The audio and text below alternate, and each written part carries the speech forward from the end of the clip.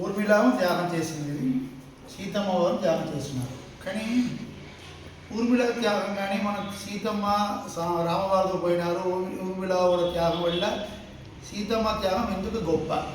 ఇది question. త్యాగంలో 2-3 types ఉన్నాయి. First, త్యాగం అంటే మనకి ఇష్టమైన ఒక పదార్థమని మనం త్యాగించడం త్యాగం. అందులో త్యాగంలో మనకి బాధ, ఏదో కష్టం అనుభవించాడు. త్యాగం వచ్చిందంటే మన ఇష్టమైన ఇస్తున్నట్టు మనకి బాధ వస్తుంది. రెండో విషయం ఏంటంటే మన చేసిన త్యాగం వల్ల 1-2 వారికి మంచి విషయం జరగాలి. సీతమ్మ మనము ఊర్మిళ కన్నా పెద్దగా చెప్పడానికి main first reason Seethamma Mahalakshmi, Urmila కాదు.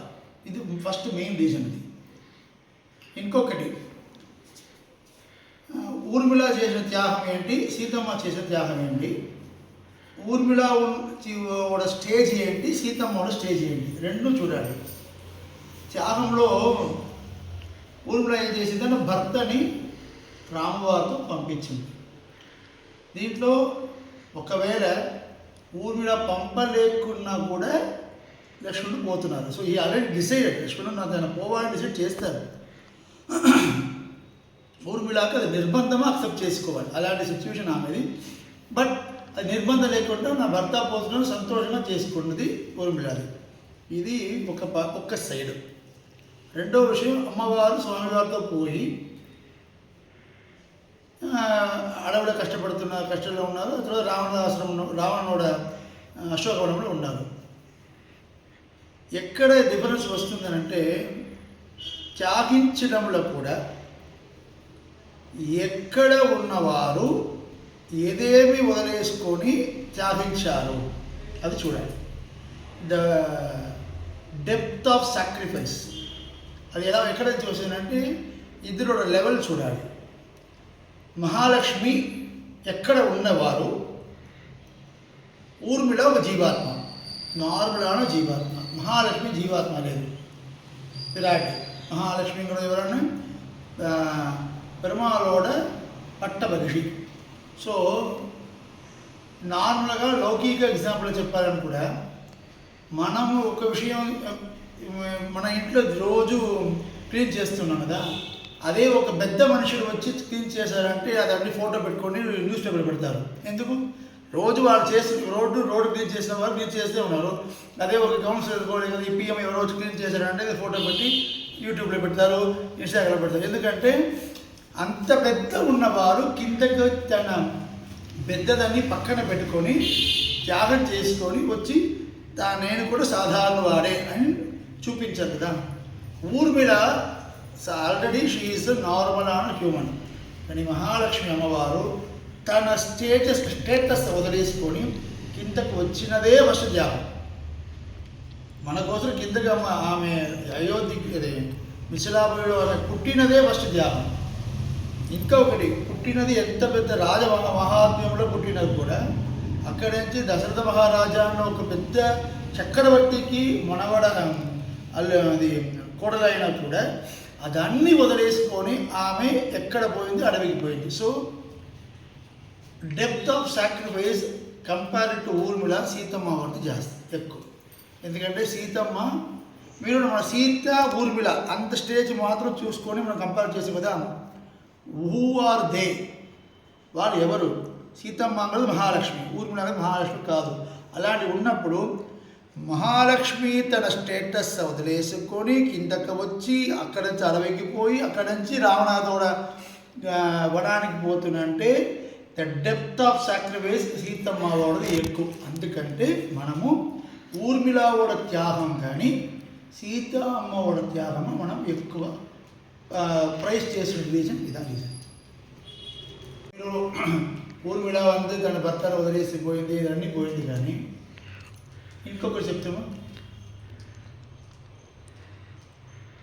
నిత్యానపాయిని అమ్మవారికి పేరు ఉంది. అప్పుడు అంటే అమ్మవారి అగలగిలే నిలయమెండ్రు అలర్మేల్ వంగై ఉరమార్బ, అది అమ్మవారు. అதாவது తన పొజిషన్ ఒకటి ఉంది. స్వామివాడ తిరుమార్బు స్వామివారు ఎప్పుడు ఎక్కడ పోలేకున్న స్థితిగా అమ్మవారు నిత్యానపాయిని.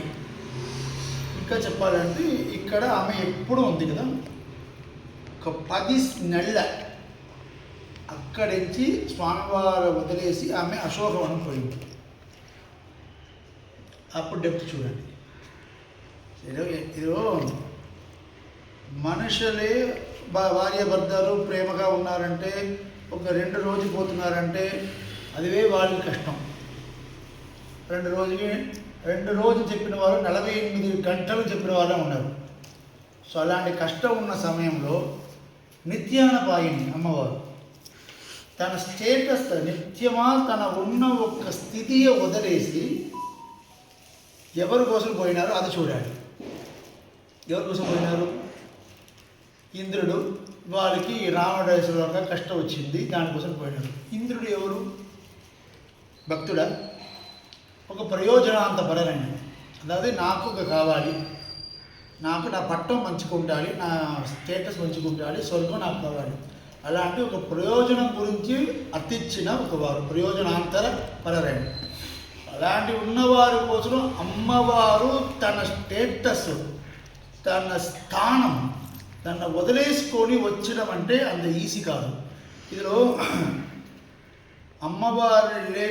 అమ్మవారు స్వామివారికి ఎలా క్లోజ్గా ఉన్నారు, ఎప్పుడు ఎలా క్లోజ్గా ఉన్నారు அப்படிங்கிற విషయం మనం అది పూర్తిగా అర్థం చేసుకున్నామంటే, ఇంకో చెప్తున్నాం, అందరూ కృష్ణుడే పెద్ద లవ్వర్ చెప్తున్నారు. The most lovable person love అన్నాడే కృష్ణుడు చెప్తున్నారు. నేను రామపక్షపాతి. దాంట్లో రాముడు ఎంత దూరం లవ్ చూపించారంటే, సీతమ్మ పోయినారు. ఇది ఒక్కటి చదివి 2 రోజులు నాకు నిద్ర రాలేదు, 2 రోజులకి నాకు దాని నుంచి బయటికి రాలేదు, కష్టమైంది. అంటే సీతమ్మ ఎవరో తీసుకెళ్ళిపోయినారు కదా, అప్పుడు రాముడు వచ్చేసారు. ఎవరి దగ్గర? లక్ష్మణుడికి వస్తున్నారు. వచ్చినప్పుడు అమ్మాయి వారు ఒక పాసంగా చెప్తున్నారు. అప్పుడు 12 గంటలకు పైన అయింది, మధ్యాహ్నం ఎండ ఎక్కువ అయింది. లక్ష్మణుడు ఏం చేస్తారు, ఏదో ఒకటి అక్కడి నుంచి అయినా స్లిప్పర్స్ లేవు రాముడు గారికి. అక్కడ ఉన్న లీఫు, అక్కడ ఉన్న చెట్లు అది కింద పెట్టి పెట్టి పెట్టి పెట్టి దానిపైన రాముడు వారిని నడసిపుచ్చి తీసుకొస్తున్నారు. ఎండ ఎక్కువ అయింది. రాముడికి సీతమ్మ లక్ష్మణుడు చూసి రాముడికి భయం వచ్చింది. నువ్వు సీదేవి అక్కడ అలోన వచ్చేసారని భయం వచ్చేసి త్వరగా వస్తున్నారు. వచ్చినప్పుడు అక్కడ ఉంది 12 గంటలు, మధ్యాహ్నం 12 గంటలు ఎంటలో రావడం అంటే అది ఈజీ కాదు కదా. రాముడు వాడు ఎక్కడికి పాద పెట్టినారో అక్కడెక్కడ లీవ్స్ కానీ చెట్లు కానీ అదన్నీ పెడుతున్నారు లక్ష్మణుడు. దాని గురించి అమ్మవారు చెప్పినప్పుడు, అప్పుడు నేను అక్కడ లేకపోయినా నేను అక్కడ లేదు, ఒకవేళ నేను ఉంటే నా తలలో అక్కడ పెట్టేది రామా, నా తలపైన నువ్వు పోవాలి కదా అని చెప్పాలని అనుకున్నాను. నా భావం నేను అప్పుడే ఆ సమయం అక్కడ నేను లేదు నేను. ఇది అమ్మవారు చెప్పిన మాటలు. వచ్చేసారు రాముడు. వచ్చి అక్కడ చూస్తున్నారు. ఎక్కడ పన్నసారి చూస్తుంటే ఎక్కడ సీతమ్మ దొరకలేదు. అప్పుడు రాముడు ఏడుస్తున్నాడు. కళ్ళే కండాయ మరమే కండాయ, ఏ రాకు నువ్వు చూస్తావా, ఏ చెట్టు నువ్వు చూసావా, సీత ఎక్కడ పోయాడు, దాన్ని కూడా కాదు. లాస్ట్కి రాముడు ఒక మాట చెప్పారు, సీత నువ్వు ఎక్కడైతే నా దగ్గర ఏదో ఐస్ బాయ్స్ లాగా అక్కడెక్కడ ఒలింజింది మనం ఐస్ బాయ్స్, చిన్నపిల్లలు ఐస్ బాయ్స్ అక్కడెక్కడ మనము అది తమిళదా అర్థం ఒలించి వేడదాం చిన్నప్పుడు కన్నముడికను అలాంటి నా దగ్గర ఆడుతున్నావా, నువ్వు అక్కడెక్కడే ఉన్నారంటే వచ్చేసేమ్మా అని అంట. ఇది సీతమ్మ పోయినదని దానికి అక్సెప్ట్ చేయని కుదరలేకున్నా, నువ్వు నాతో ఇలాంటి ఏదో ఆటం ఆడుతున్నారంటే దయచేసి వచ్చేసేమ్మా అని అంట. సీతమ్మ కూడా అంత సెపరేషన్ ఎంత దూరం వచ్చిందంటే, అది సుగ్రీవుని ఆశ్రమంతో వచ్చినప్పుడు, శబరియుడు ఆశ్రమం వచ్చినప్పుడు, మదంగమగరుడు ఆశ్రమం, శబరి ఆశ్రమం, అక్కడ పంపా నది ఓడదు మానసం అంత నది చూసి ఏడుస్తున్నారు రాముడు. ఇంత రమ్యమైన సిచ్యువేషన్లో సీత కూడా వాయిస్ పక్కన లేకుండా నేను ఉన్నాను, ఇంతకన్నా పాప నాకేదో ఉందా అని. అదేవిధంగా ఒక్కొక్క టైం ఇక్కడ సుగ్రీవుడిలో 4 నెలలు రాలేకుండా లోనావాలా కొంటలో లోపల ఉన్నారు. 4 నెలల వర్షాకాలం కాబట్టి సుగ్రీవుడు సర్చ్ చేయడానికి కుదరదు అని ఉన్నారు. ఇక్కడ రోజు ఏడుస్తున్నారు, నిద్రపోతున్నారు, ఏడుస్తున్నారు, లేస్తున్నారు, సీత సీత అని ఏడుస్తున్నారు. సో అలాంటి ఉన్న రాముడు అదే పెట్టుకోండి. అక్కడ సీత రాముడు వారి పైన ఎంత ప్రేమ అంటే ఒకే మాట చెప్పింది, భాస్కరేణ ప్రభాయత అనన్యా రాఘవేనాహం భాస్కరేణ ప్రభాయత. అంటే ఎలా ఒక సూర్యుడికి తన రేస్ వస్తుంది కదా, సూర్యుడు లేకుండా రేస్ లేదు, అదేవిధంగా రాముడు లేకుండా నేను లేను. అలాంటి సూర్యుడు రేసు ఎలా కలిసి ఉందో అలా ఉన్నాను. ఇది సీతమ్మ చెప్పిన మాటలు. అదే మాటలు ఇక్కడ 100 కిలోమీటర్ ఇద్దరికి ఉంది. ఇక్కడ అదే మాట రాముడు చెప్తున్నారు. నేను సూర్యుడు, సీత ప్రభవలాక రేస్ లాగా. సో అంత దూరం క్లోజ్గా ఉన్నవారు శ్రీవైకుంఠం నిత్యాయన పాయన నిరవధ్యాం దేవదేవ దివ్యమగిషయం చెప్పిన అమ్మవారు స్వామివారిని వదిలేసుకొని ఒక పక్కన పోయి అలాంటి ఉన్నారు అంటే that is the real real sacrifice, the depth.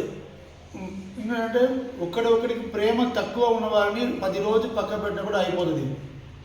ప్రేమ ఎక్కువ ఉన్న వారిని అది కూడా సీతమ్మ చెప్పిన మాటలు, ఊర్ధ్వం మాసాన జీవిష్యే. ఇది హనుమంతుడిట సీతమ్మ చెప్పిన మాటలు. నేను 1 నెల రోజు మాత్రమే జీవితంలో ఉన్నాను, దాని తప్ప నేను ఉంటాను. ఇది సీతమ్మ మాటలు.